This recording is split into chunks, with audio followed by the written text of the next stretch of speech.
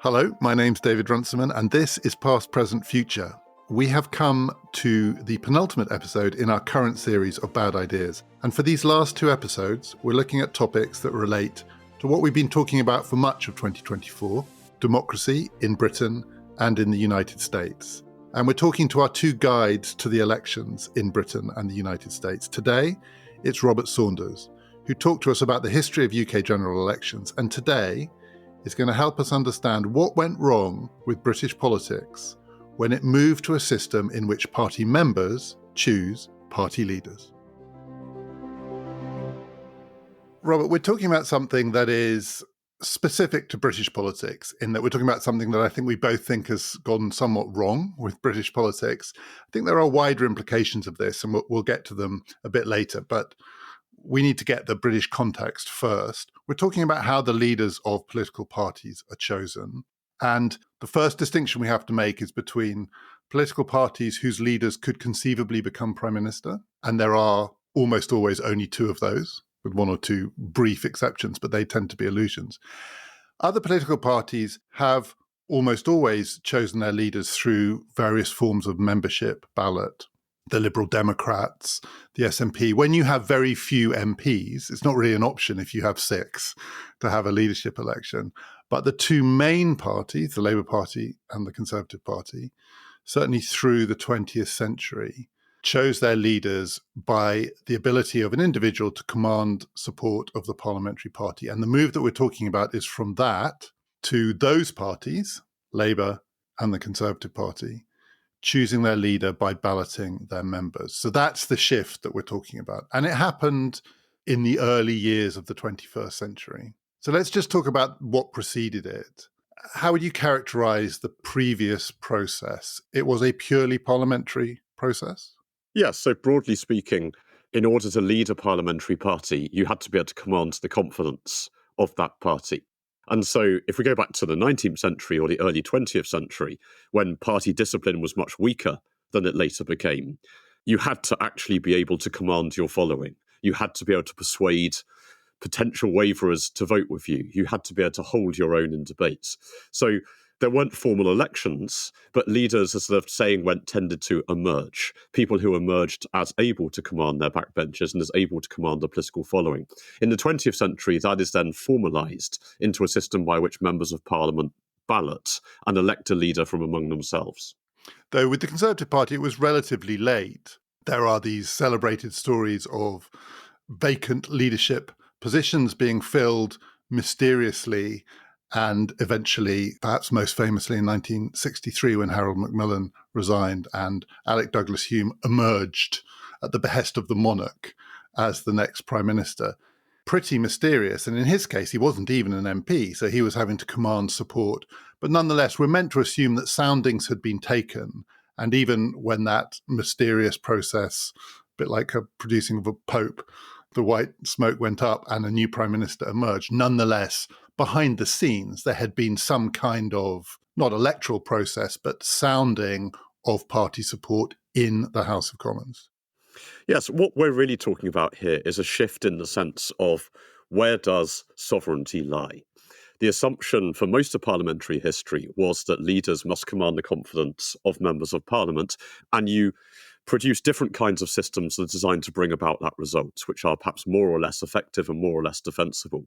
So what shifted in the early 21st century is that the audience whose support you have to command now sits outside Parliament in the party membership.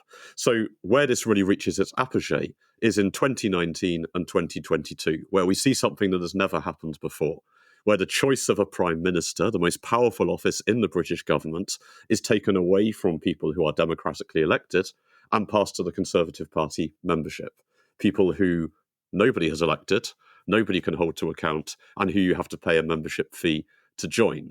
And in both those cases, we see the candidates putting to the party membership different programmes for government, really quite different priorities on things like Brexit and on taxation, and claiming afterwards a mandate which they expect elected representatives to obey. So that's the really radical constitutional shift that we're talking about here. And it has its parallel in the Labour Party, which we will come on to, though in that case it didn't, in the most notorious case, I think one can say, which is the election of Jeremy Corbyn, it didn't produce a prime minister, though it came damn close in 2017 to producing a prime minister. So one question here is, why did this shift happen? And it is interesting that the Conservative Party moved first to direct membership elections. So the Conservative Party went through a pretty radical shift from 1997 to 2001. So in 1997, William Hague became the leader of the Conservative Party after the resignation of John Major, who'd just been thumped in the general election. He stood down. The MPs, and it was a rump, there weren't that many. It was a bit like now. There are only roughly 160 Conservative MPs, went through the process by a series of rounds, choosing the one among their number who could command a majority of their support. And William Hague, a relative unknown, I mean, not a complete unknown, but a somewhat surprising, very young candidate, emerged as the leader. 4 years later, he himself had introduced new rules, which said that the choice would be ultimately with the members of the Conservative Party. And the system that was devised was MPs would play a filtering role. The theory was they would filter out the fringe candidates. I'm not sure it exactly worked that way. They would play a filtering role to produce two candidates who would then go to the membership. They would canvass the members and the members would elect the leader. Why did that shift happen then? And why did it happen then in the Conservative Party? At this point, the Labour Party still had, and we'll come on to this, a complicated system that involved MPs, trade unions, party members. Direct party democracy, the Tories went first. Yeah, so the two parties end up in the same place, but they get there through quite different routes. So as you say, the key figure for the Conservatives is William Hague. And Hague took over a party that had just been shattered in the worst electoral defeat in its history. And there was a sense that that defeat had happened partly because the party had lost touch with ordinary Britons. It had become detached from the sorts of people that used to think of themselves instinctively as Conservatives. And that was often traced to a wider process going back to the 1950s. So if we go back to the 50s, at that point, the Conservative Party claimed to have about 3 million members. Now, that might be an exaggeration. The bookkeeping isn't fantastic. But I don't think there's any question that the Conservative Party had really deep roots in the social life of particularly England, that most towns would have a Conservative club where you might go on a Saturday night for a drink or a dance. The Young Conservatives were one of the great youth organisations of the country. It was something that you joined in order to find a husband or a wife. It's a kind of 1950s version of Tinder, where you're swiping right. And in the same way, the Labour Party at that time is plugged into the trade union movement and the Labour clubs. So we can genuinely say, I think, in that period, that millions of people had some kind of direct engagement with the two main parties. By the late 90s, that had fallen off a cliff. Party membership was much smaller than it had been. It was much older, and it was seen as much more eccentric than the wider population.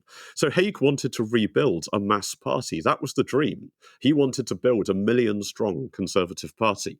So the first step to this was to give members real power over the party. And part of that was to take the choice of leader away from members of Parliament and give it to the party members. It makes sense, but it's also a pretty risky strategy. Two ways this could go. Offering members a direct choice of the leader could incentivize more people to join, or if it doesn't, and that's what's happened, the risk is that it gives you a choice of leader from an extremely narrow base. You're trying to reconnect, plug into everyday people who have lost touch with politics, and you end up empowering quite an eccentric and narrow group of people who happen to have retained a direct link to the Conservative Party, but are deeply unrepresentative. And actually what happened in 2001 did illustrate the pitfalls of this. So the 2001 Tory leadership election follows the traditional Conservative route. I've already mentioned elections of popes and went to see the Robert Harris novel turned into a film, Conclave, the other day, and was reminded of that line: the only more devious electorate in the world than the cardinals in Rome is the Conservative Parliamentary Party. In the shenanigans that produce the two leading candidates that go to the membership, you get an extraordinary amount of game playing. We saw it this year with Kemi Badenoch's victory, but the person who had been the hot favourite until the final round of Conservative MPs voting, James Cleverly, for reasons still no one quite understands, dropped away at the last hurdle. In 2001, the early favourite had been Michael Portillo, thought to be a charismatic candidate and one who might have popular appeal. Turns out subsequently he does have popular appeal as the presenter of TV programs about great railway journeys. Not clear that would translate into prime ministerial appeal, but nonetheless, he was the star in a way. But he had his enemies, many of them, in the parliamentary party. There was a whole round of shenanigans. And I still remember the announcement of the result. He lost, he came third by one vote. And Anne Widdecombe, who was one of his enemies, looked like she just had a religious experience when she heard the news. She looked up to heaven and more or less dropped to her knees in thanks. And that produced two candidates, Kenneth Clarke, a well-known and widely popular with the public MP who'd played a whole range of significant roles in Conservative politics, and the more right-wing and, it has to be said, Eurosceptic candidate, Ian Duncan Smith. And they were the two that were put to the membership, and the membership, which was not a mass membership, it hadn't produced a million-party membership, went for Ian Duncan Smith because he spoke to their relatively narrow set of interests. This was the harbinger of what was to come, wasn't it? Yes. To his credit, I think William Hague's been quite candid about the fact that this didn't work out as he had anticipated. It didn't produce a million-strong party. Instead, what you got was a very small and shriveled membership that chose Ian Duncan Smith. Now, I think it's important to say that we can't blame that result, if we regard it as a subject of blame, just on the membership system. This was a parliamentary party that was bitterly divided, and it's quite difficult to see what a good outcome would have been. You've got Ken Clarke, who was at war with his own party over its most fissile issue, Europe and the euro. You had Michael Portillo, who was regarded by much of the right as a turncoat for the journey that he had been on since 1997. And Ian Duncan Smith, who didn't really have any personal qualifications for the role, but was the kind of flag bearer for its ascendant Eurosceptic wing. So I think probably any outcome was going to be a problematic one. But what it did do, I think, was expose two really important problems that have run through ever since. So firstly, it changed how MPs thought about the contest. Once you have this system in place, MPs are no longer choosing a leader. They are trying to game the choice among the party membership. So they're constantly having to think about, who will a membership prefer? If there's someone I want to stop, who do I need to put up against them? There is no point backing a candidate that isn't going to win among the membership. So it corrupts the parliamentary stage of the process. And I think we probably saw that again in 2024. And secondly, you can end up with a leader like Ian Duncan Smith, who simply cannot command the confidence of the parliamentary party. They simply will not follow him. And in a parliamentary system, that is a catastrophe, because this entire system is built upon confidence. So somebody like Ian Duncan Smith, or later on like Liz Truss, can inhabit the office of leader, but they can't actually lead their parliamentary party. And when that happens, there's only really two ways out. Either members have to bludgeon the MPs into a kind of resentful obedience, which I think is what happened in the Labour Party really after 2016, or the MPs will overthrow that leader. So it builds instability into the system from the outset.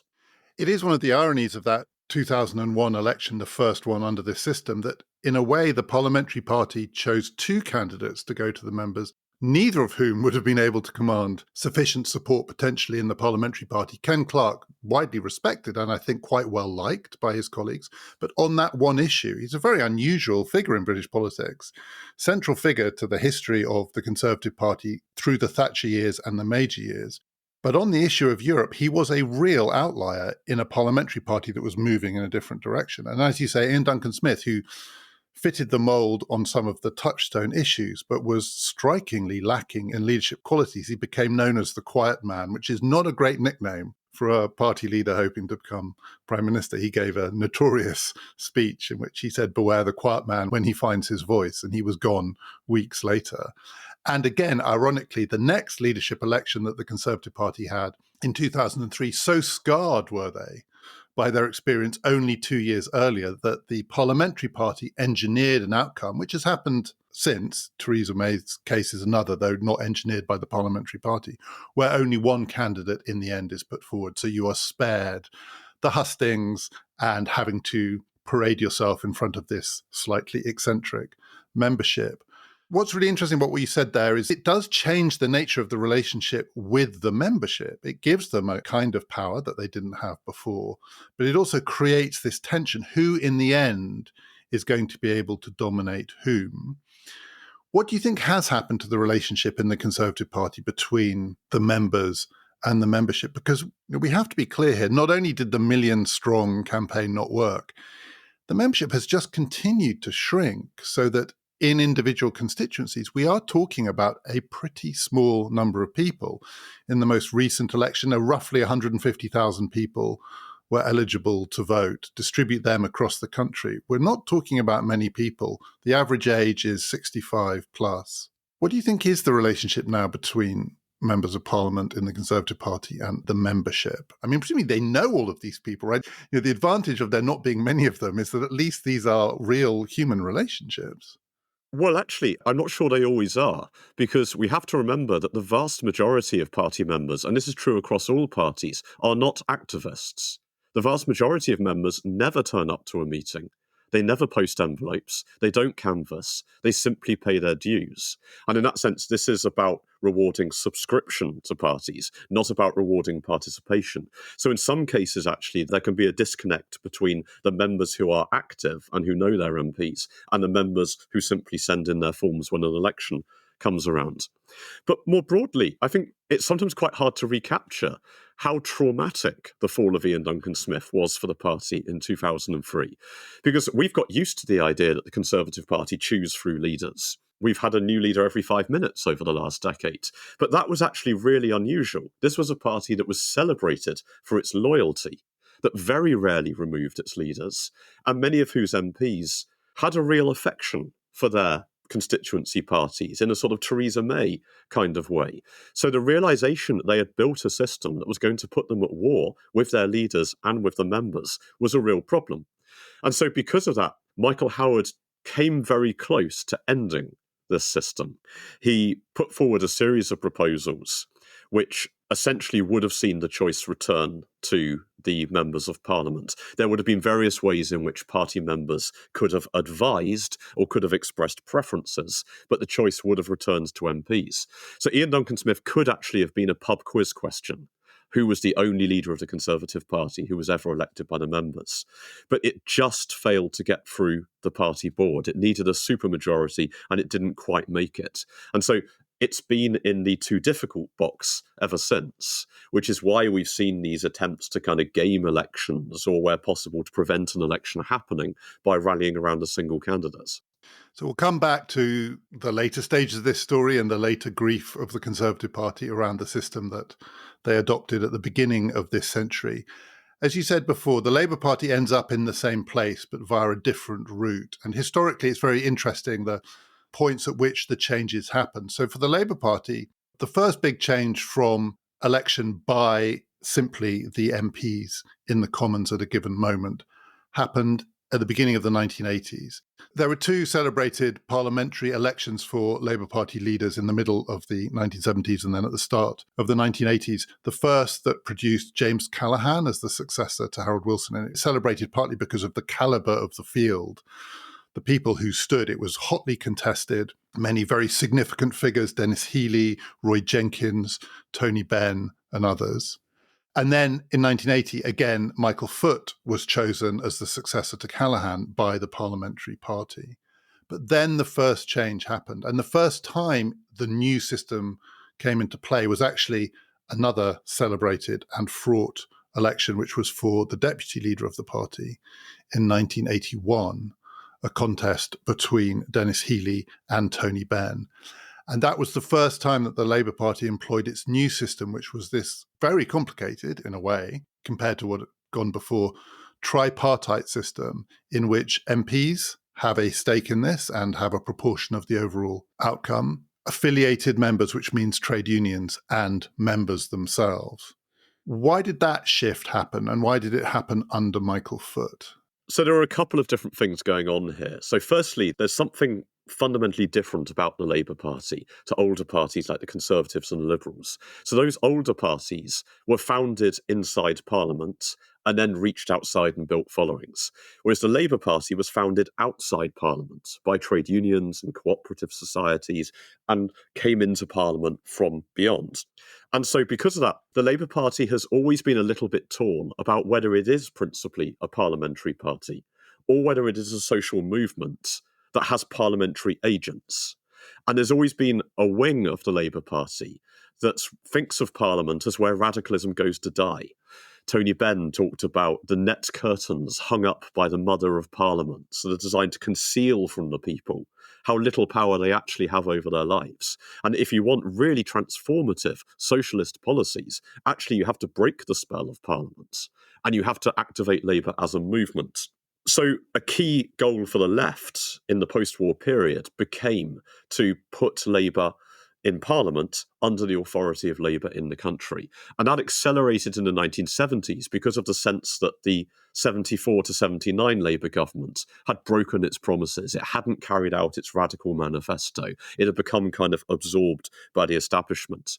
So out of those pressures, what you get with the new system in 1981 is a so-called electoral college, in which trade unions and other affiliated societies have 40% of the votes, constituency Labour parties have 30%, and members of Parliament have 30%. So MPs have been reduced from being the kind of sovereign decision-making body down to just 30% of the total. And that system runs from 1981 through to 2014. And it produced some results that maybe brought out the tensions inherent in that system, of which perhaps the most notorious is actually the final leadership election run under that system, best known as a contest between two brothers, David Miliband and Ed Miliband, in which Ed Miliband was victorious. But he was victorious because he won with the 40%, the affiliated members, but was actually defeated by his brother in the other two groups, both the MPs and the party members. And it seems relatively obvious with hindsight, but these things have to play out in real time for it to become more widely visible.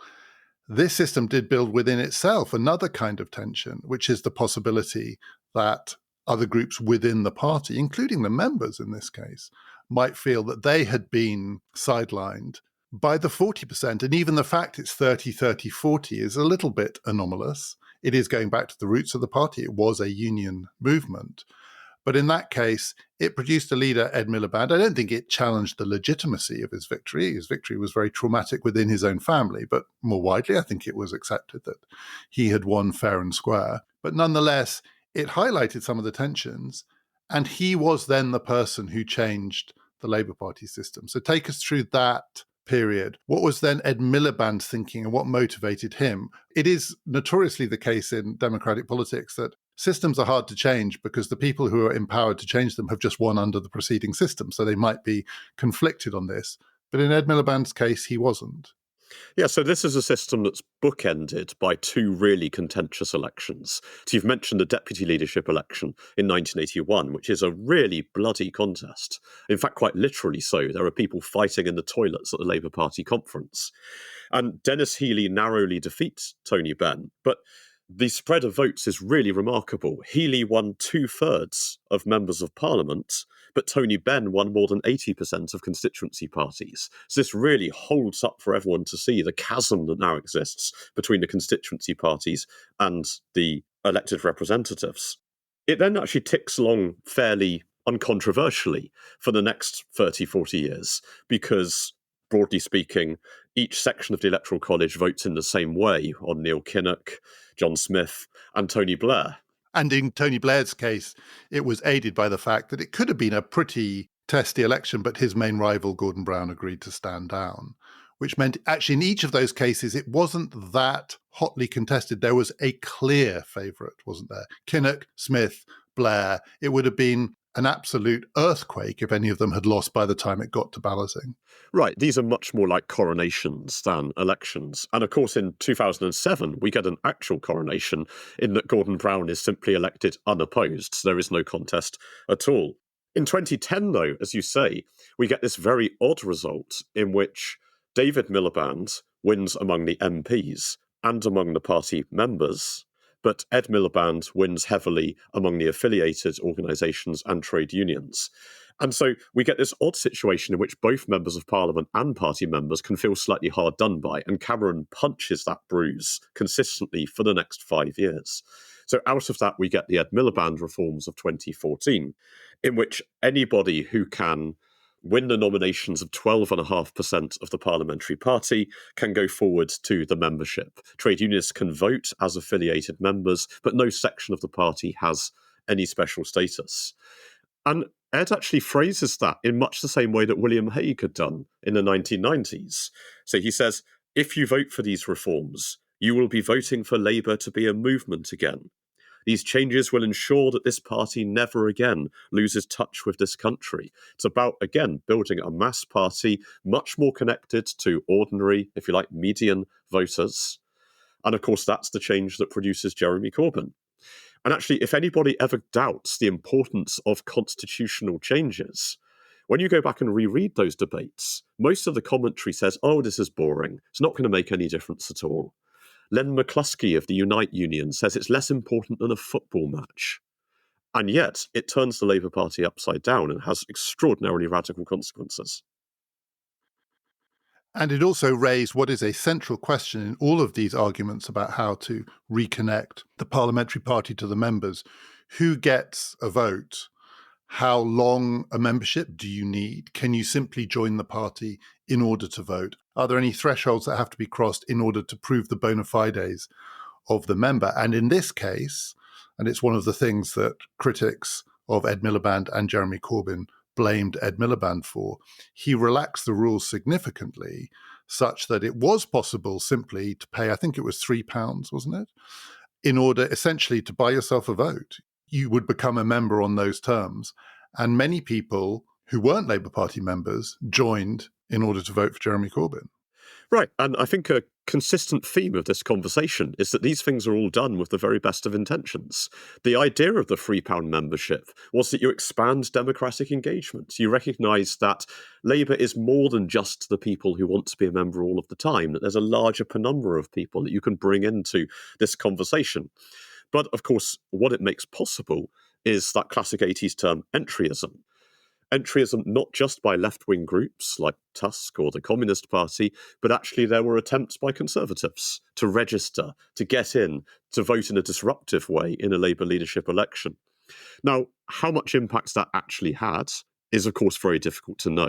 I think most calculations think that Corbyn would probably have won with the established Labour Party membership anyway, so it probably doesn't really turn that election. But it does create another structural problem that, in a sense, it's a return to the politics of the 19th century, where political power potentially depends on how successful you are at registering your own supporters and mobilising your backers and bringing them into the electoral arena.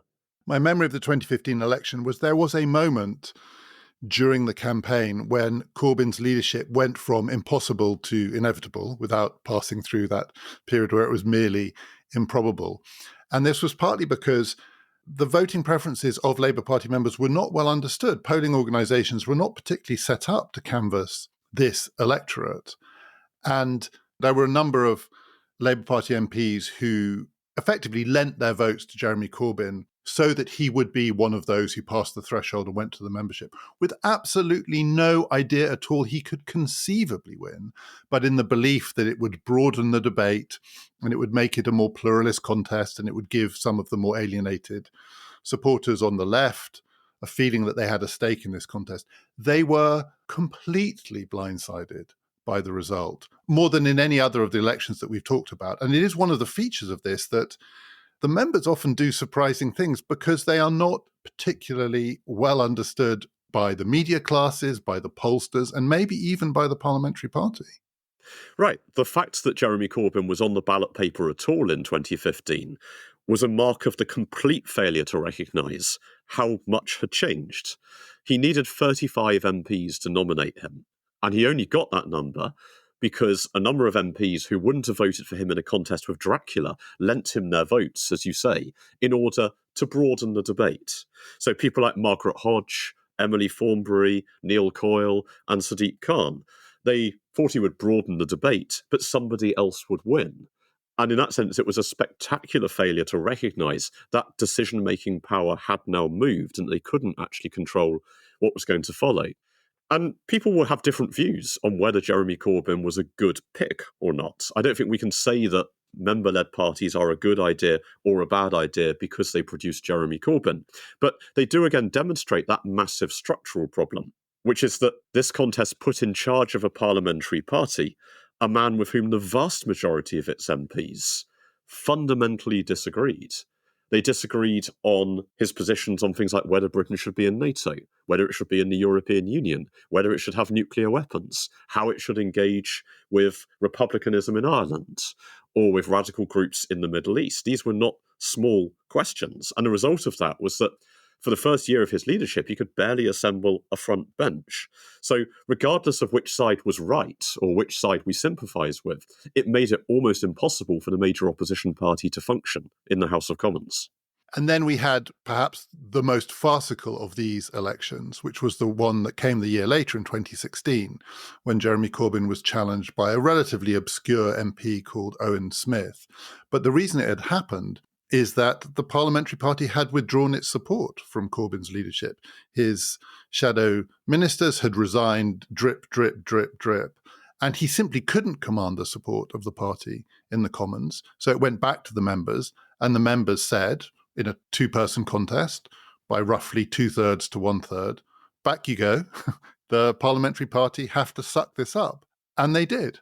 I mean, many of those who resigned never came back, but the parliamentary party was put in its place by that election. And then, remarkably, to, again, many people's astonishment in 2017, Jeremy Corbyn performed well, his party performed well in the general election, and he came quite close, I mean, maybe within 10 or 15 seats of being able to form a minority government. It's hard to know how that one would have played out. That's almost a separate conversation.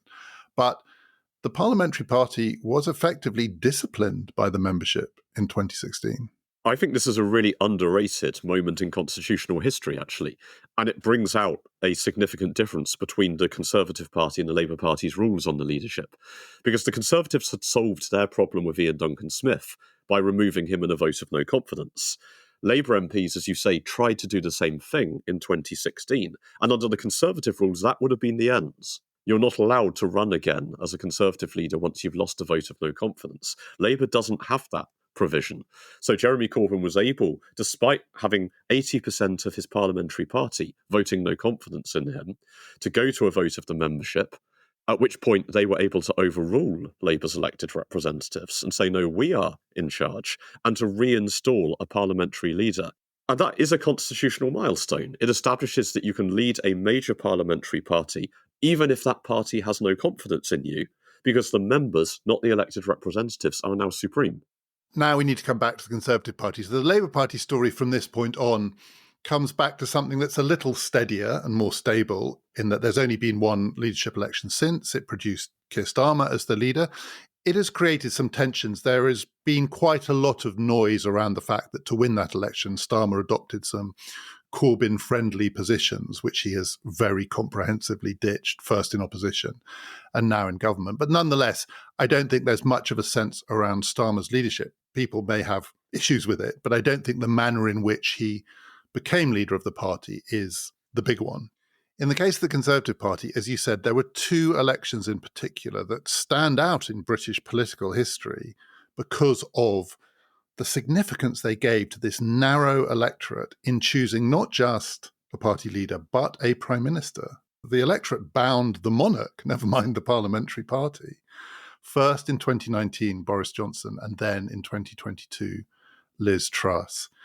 Just how big an outlier in British political history are these two successions from one prime minister to another? I think it's absolutely massive. All of the previous examples we've talked about have happened in opposition.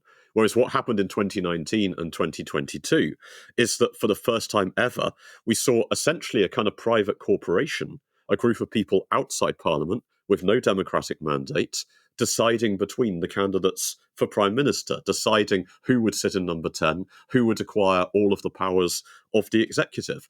We had the extraordinary spectacle of televised debates, which were explicitly marketed as choosing Britain's next Prime Minister, for an election in which 99.5% of the electorate could not vote. And as part of those contests, particularly in 2022, we saw Liz Truss and Rishi Sunak setting out radically different agendas for government on things like taxation, public spending, what would happen to retained EU law, and the Conservative Party members got to choose which of those two would be carried out. And Liz Truss clearly feels very wronged that her mandate, and that's the term that she always uses, wasn't respected by elected representatives. But that mandate didn't come from people that we had elected. It didn't come from the public. It came from a small number of people, roughly one FA Cup final crowd, who would pay £25 to the Conservative Party. And I think that really does point up the democratic problem that we've created for ourselves here. That for all sorts of good reasons, and with the goal of enriching democracy, we've done something quite fundamentally anti-democratic. In the case of Boris Johnson, the party chose him in the summer of 2019, and by December, he won a thumping general election victory, which, if nothing else, seemed to suggest that the party hadn't made an idiotic choice purely in electoral terms. His subsequent ousting by the Conservative Party has to do with how he proceeded to behave in government as Prime Minister with that electoral mandate, but it was a general election mandate.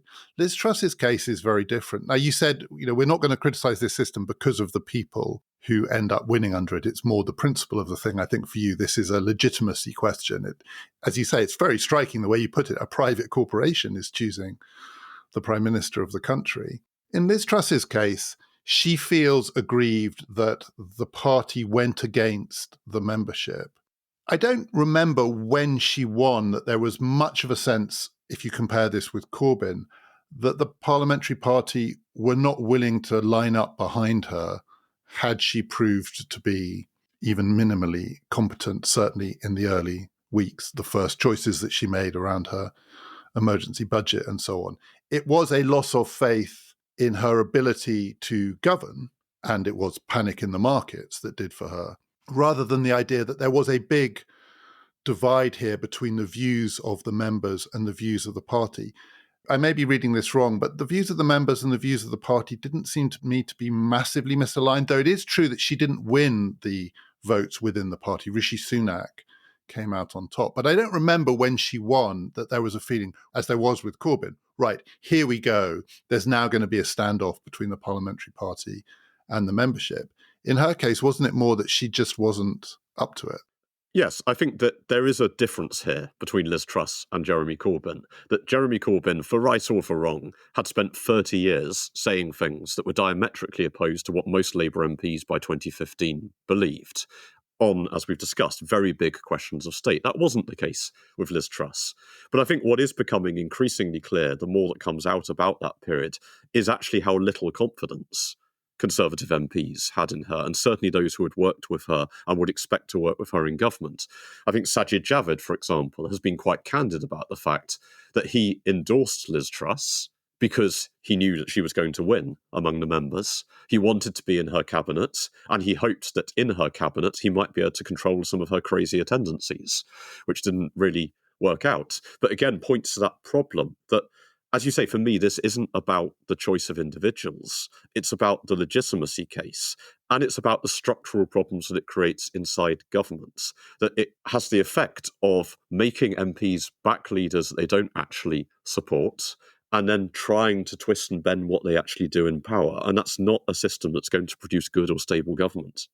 Do you think this change is one of the reasons that British politics does seem to have been, relative to the history that we talked about in the 20th century, destabilized over this period? There have been a striking number of prime ministers.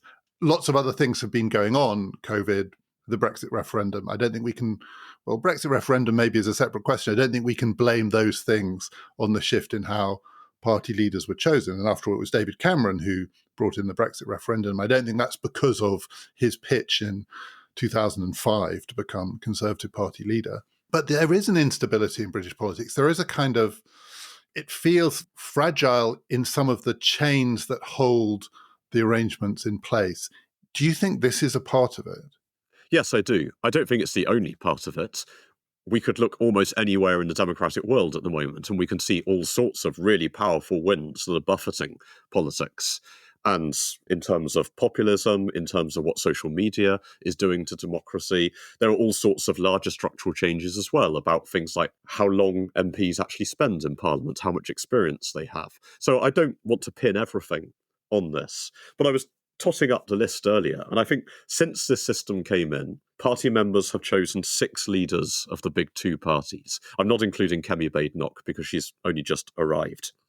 Of those, 3 of them, so that's half, never commanded the confidence of their MPs. 2 of them were booted out pretty quickly, Ian Duncan-Smith and Liz Truss, and one of them would have been booted out, Jeremy Corbyn, if his party's rules had made that possible. That number might have been higher if Andrea Leadsom hadn't blown up her own leadership campaign in 2016. If she had gone to a leaders' vote, she might have won, and we might have seen a similar dynamic playing out then as well. So we have built a massive instability into the system. So there is a democratic problem, but there's also a constitutional problem. So what should we do differently then? If this is a bad idea, is there a going back to the parliamentary party choosing the leader, or is it, there are lots of alternatives here. We could move, and this is occasionally mooted in British politics, we could move closer to a system of open primaries. That debate that you mentioned, choosing the next prime minister, happened on the BBC. I remember watching it. It was a particularly dispiriting debate. Apart from the fact it was bogus, it was also a terrible debate, the one that Boris Johnson won. And the next topic we're doing on this series is leadership debates and the ways in which you can do really badly in a debate. I mean, Liz Truss was terrible in her debates as well. It doesn't seem to matter with the core electorate. But could we move to a system of open primaries? When American political parties choose their leaders, it's a very complicated system. It depends on the sovereignty in this question of the individual states. Some have closed primaries, mixed primaries, open primaries. In some, independents can vote, in some, independents can't vote. What qualifies you for a vote in these contests varies from state to state, but on the whole, they are much broader electorates. And they do give, though some of the same problems arise in that to win the primary, you have to tack left or right, and then you have to tack back to the centre to win the general election. Nonetheless, it's a wider electorate than the Conservative Party membership. Is it a question of opening it up, or is it a question of closing it down and going back, or is there something else that I've missed? Well, when I've made this argument in the past, I think there are 2 main responses that come back. One is absolute fury from people who think it means that I hate democracy or that I hate party members, neither of which is true. The other response is to say, well, yes, it is a problem, but it's just not practical. There is just no going back once you've done this. I think what is practical is governed by what is thinkable. So the first stage actually is simply to make the argument. I am an optimist that you can actually persuade people that if you can say to people, this is an undemocratic system, then it does become possible to change. So I would absolutely return the power to MPs, and I would do that in the impassioned belief that that is more democratic.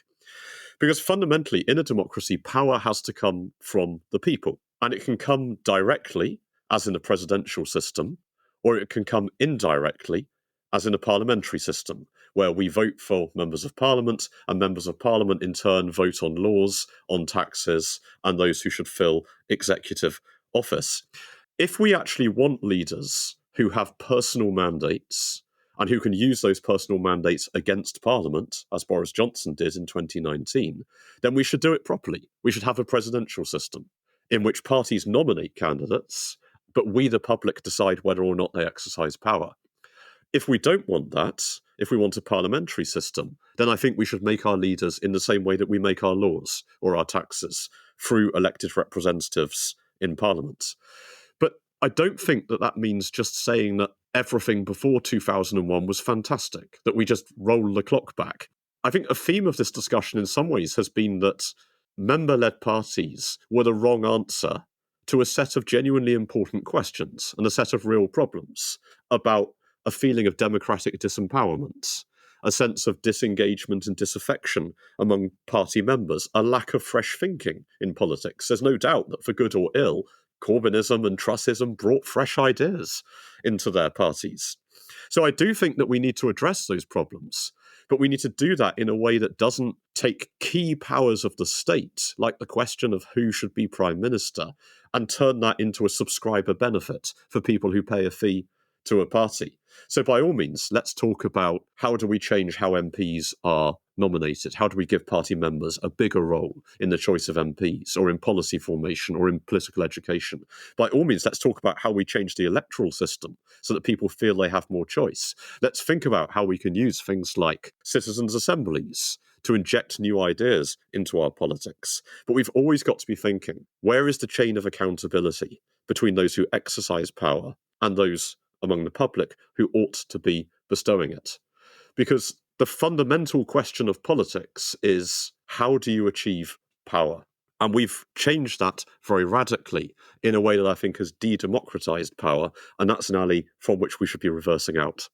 I was going to say it wouldn't eradicate, if we went back, the tension between party members and representatives in Parliament, because it does then return to what has long been a point of tension and is one of the key questions in any parliamentary system, which is how people are chosen to be the candidates in individual constituencies. We are living in quite a febrile age, so that there are fewer probably safe seats than there used to be, but there are still plenty of safe seats. And to get a safe seat is to have, under the system that you're proposing then, extraordinary power in the choosing of leaders. In the Labour Party, this is still a point of acute tension in the run-up to every general election, and it was certainly true in the most recent election, the one that saw Keir Starmer become Prime Minister, that quite a number of seats, the candidates were filled by a sort of central diktat rather than local member choice, partly because in the run-up to an election, which is a surprise, in this case, the election was a surprise, quite a lot of candidacies remained unfulfilled, and there are now a number of people in Parliament who were not the choice of their local party, who the local party often felt had been imposed on them from the outside. I think in the Conservative Party, the party still retains a significant amount of control, but again, those tensions flare up. In the Cameron years, they were very acute. The idea that Conservative Central Office had a list of suitable candidate types because they were looking to have more women MPs, younger MPs, ethnic minority MPs, and so on. And that creates that tension. I mean, that was there in the 20th century too. If you were to revert back to this system, my guess is that tension would become more acute. People would become much more aware that now the really significant question is who chooses the candidate. Yes, I mean, I'm in the slightly peculiar position, perhaps, of being an ardent defender of parliamentary democracy who thinks that our own parliamentary democracy has all sorts of things wrong with it and needs really quite serious reform. And it's true that there is far too much stuffing of constituencies by party leaderships in seats that are not really electorally competitive. And in that sense, it's as true to say that leaders are choosing MPs as that MPs are choosing leaders.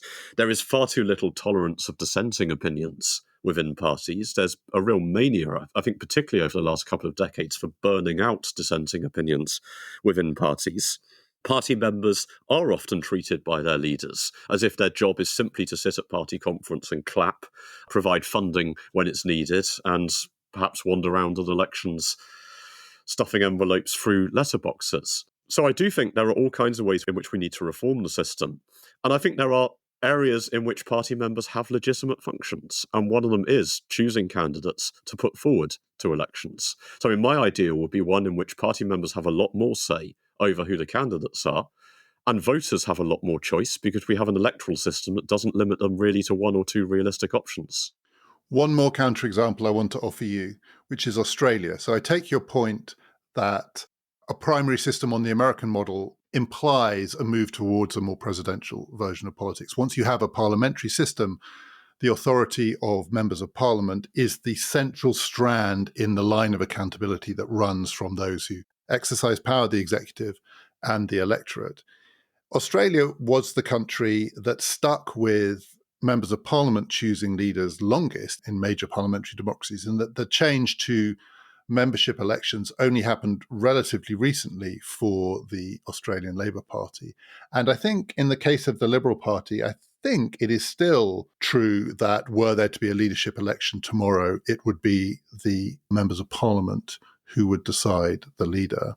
But the change happened in the case of the Australian Labour Party because MPs, members of parliament, choosing the leader had produced extraordinary instability. And I remember this because I was in Australia a couple of times around these leadership contests. Australians call them leadership spills, which is one of my favourite phrases in parliamentary politics. And there were leadership spills all the time because the professional politicians were a temperamental and extremely volatile bunch.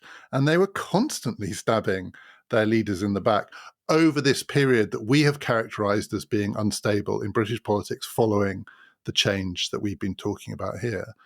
So in a way, this is a sort of hypothetical or counterfactual I want to offer you. Had this change not happened, given just how volatile politics has been over this period, there is a view that the most significant change that has happened in parliamentary politics in the last 10, 15 years has been WhatsApp.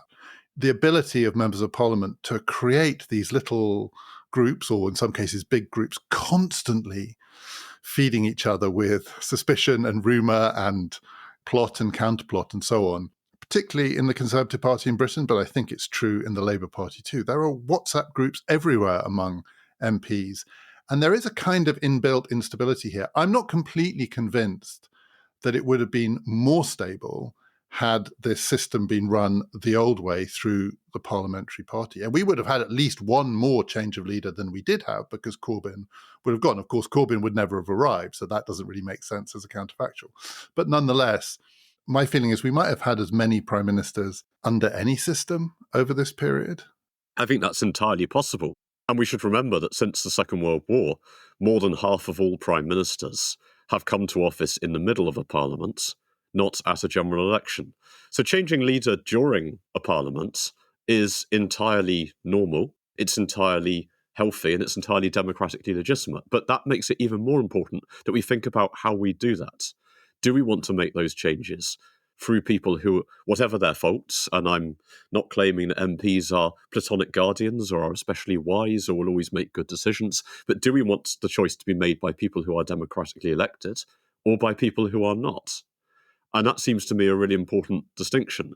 Politics will be unstable. Leaders will change. Parties will convulse. But we have to make sure that when major shifts take place in those by whom we are governed, in the holding of the offices that have most power over our lives, those decisions are accountable to the people and are not made by people whose names we don't know, who we can't hold to account, and who have to pay to join.